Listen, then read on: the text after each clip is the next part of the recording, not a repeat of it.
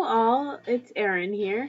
I wanted to start a new series on my channel, and it's called How I Do, okay?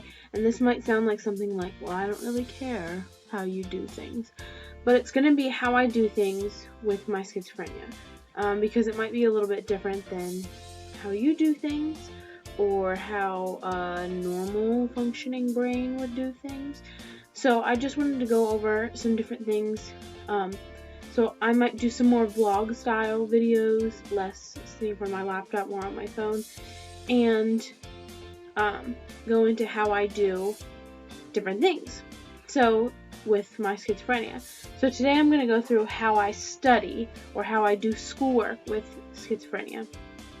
So the first thing that I do, I take approximately 12 credits every semester.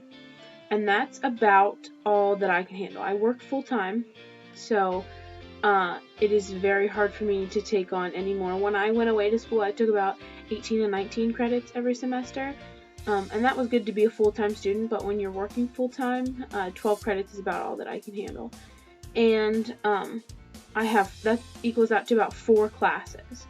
So this is my last semester. I will graduate in May, so I'm a June senior. I don't know. It's an associate's degree, so I'm not really a senior because it's not a bachelor's degree. It's not a 4-year degree. So anyways, that's beside the point.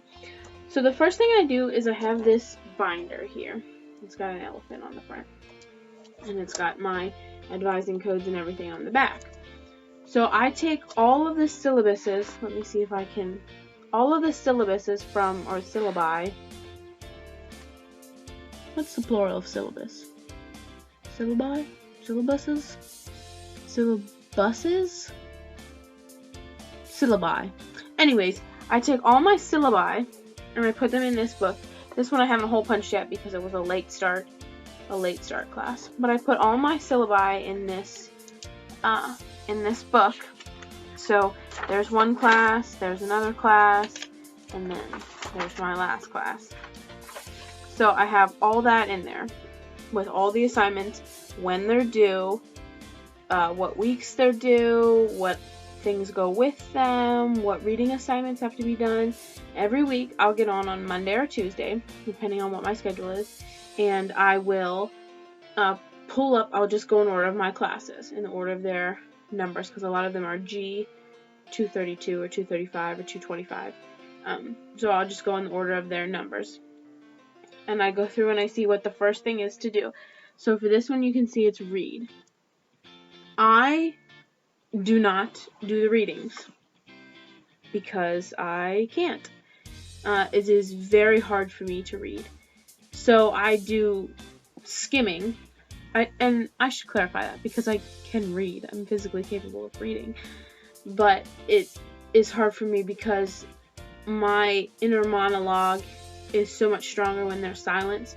So when I'm just trying to sit and do something, it can be very challenging and very anxiety inducing.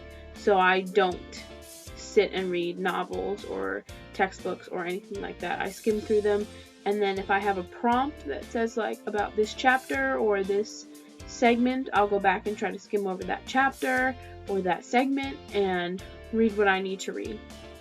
So I'll go through and I'll have the first reading assignment, so then I do my skimming, and then there is reading for the class, like the lecture material.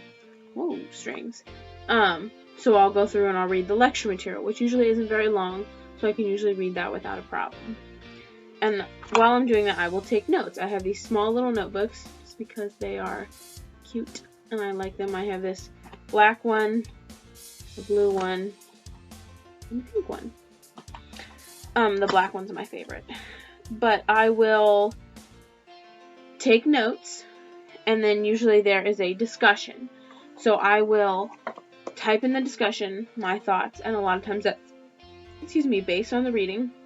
So I will type in the discussion, and then I will wait. I can usually only spend about an hour a day, or 2 hours a day, an hour at a time, on school, before my anxiety kind of overwhelms me.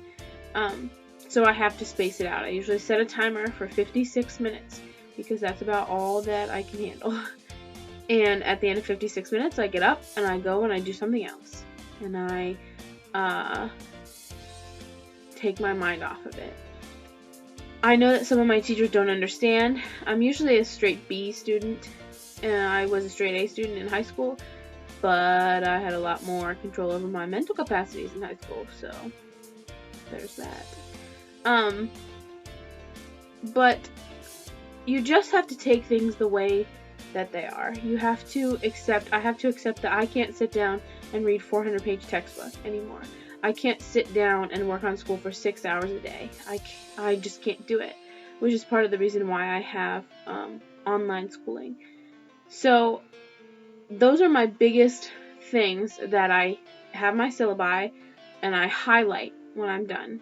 So I can keep a list of things that I do. I only spend about an hour at a time or 2 hours at a time working on schoolwork, and I know my limits. I know when I've had enough. If I need to message a teacher and say, hey, I can't take this test this week because I'm overwhelmed. Sometimes teachers are understanding, and sometimes they give me a week to do it. Sometimes they're not, and sometimes they give me a 0, and I get zeros a lot. But you have to understand that your health, your mental health, which is something we don't talk about very much, your mental health is more important than an A+. Let me just say that again. Your mental health is more important than an A+. It really is. So I know that I've taken long enough in this video. It's already at, over 6 minutes. So I just want to let you know how I do things, how I study, how I do my schoolwork, my online schoolwork with schizophrenia. So I hope that you enjoyed this video. I'll be doing some more. I might be doing how I run errands with schizophrenia. I think that would be interesting. If you have any ideas of videos that you'd like to see of how I do things or how I process information, just let me know. Alright, thanks for tuning in. I hope you have a spectacular day. See you later.